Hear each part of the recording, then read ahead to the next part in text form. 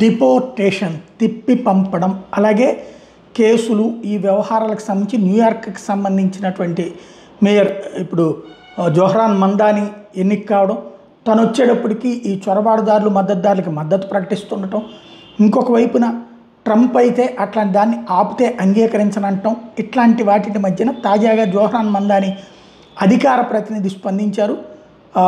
ఎవరైతే గొడవలు చేస్తారో అంటే అక్రమంగా ఉంటూ వయలెంట్ యాక్టివిటీస్ చేస్తుంటారో అట్లాంటి వాళ్ళని పంపిస్తాం, అంతే తప్పించి ఇంటింటిని వెతికనివ్వము అన్నటువంటి point చెప్పుకొస్తున్నారు. We certainly were clear about our disagreements in the room, and the mayor-elect made clear that we uphold sanctuary laws in our city and all immigrants will be safe in our city.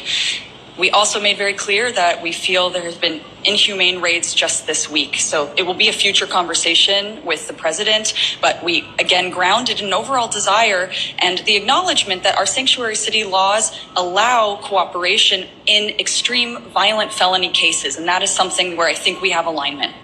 అది immigrants అందరినీ తిప్పి పంపించడం ఉండదు, ఎవరైతే సమస్యలు సృష్టిస్తారో వాళ్ళ వరకే అన్నటువంటి తేల్చి చెప్తోంది.